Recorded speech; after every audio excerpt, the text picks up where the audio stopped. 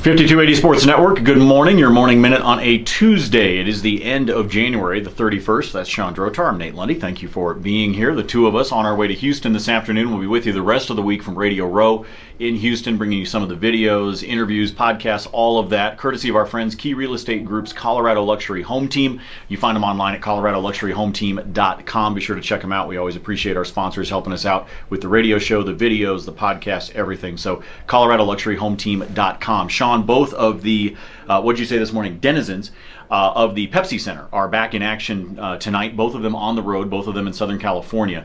The Avalanche and the Nuggets. It's always a good time when the Nuggets have a better record than the Lakers. I will always celebrate that. Do you think this winning 7 of the last 9 can continue to roll for Denver? Well, it should against the Lakers. The Lakers aren't very good. This is a team that on the road you should still be able to beat. And this is what you want to look for from the Nuggets. They're not world beaters yet, and that's okay.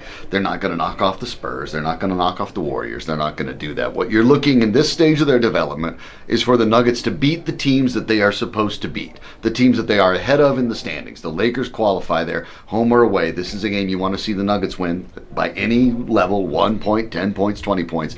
That's the first step. Beat those guys on the schedule you're supposed to, and then you can start taking yourself a little more seriously against the top teams. And I'm not expecting anything big out of the Avalanche taking on Anaheim tonight. In fact, I don't think any of us are expecting anything big, including a lot of the people that are on the roster and involved in the team itself over at the Pepsi Center. However, it is going to be interesting to watch the Avs over the course of the next 30 days. That's basically 28, 4 weeks-ish is how long we have until the trade deadline hits in the NHL. Will the Avalanche make a move prior to that, or will it be one of those moments where you wait until it's actually deadline time when it is truly the 11th hour and then you make a deal? We know that there's been some interest from the Boston Bruins and interest on the Avalanche's side. The question is, can they come to an agreement with what players, what prospects, etc. are involved in that deal to allow them to put together something? But we know there have been other teams, many of them, in attendance at Avalanche games, whether at the Pepsi Center or across the country and up in Canada at these games, scouting the Avalanche. They recognize that, as I said on the radio show this morning, this is like watching one of those nature films and you've got one of the gazelles with a bad leg and the cheetahs watching and they know which one to take down. Unfortunately, right now, that's the Avalanche.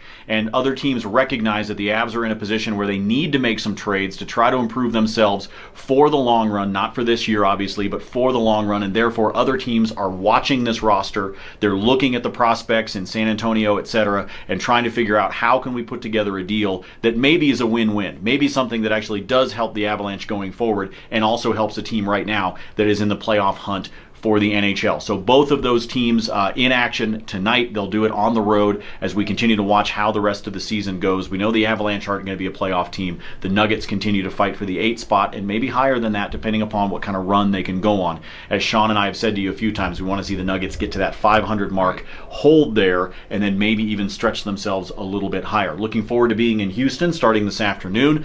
We'll get you some of the sights and sounds, all those kinds of things. Like I said, the podcast, the videos, everything are available. Make sure you got the app. Right. Be much easier. They may not look as good in the next couple days because our ace videographer who's filming this right now, Ryan Green, is not joining us in Houston. I'm not paying for Ryan to go to Houston. So it's going to be, it's going to be one of us doing the horrible selfie thing. So expect a slightly diminished quality, but the live guerrilla style of filming should also be entertaining. So anyway, make sure on your smart device that you go download the 5280 Sports Network app. There's a link to it at 5280sportsnetwork.com right at the top that says get the app, or you can just search in your Google Play, iTunes, App Store, whatever your choice is, at Flea Market. I don't know what they call it anymore.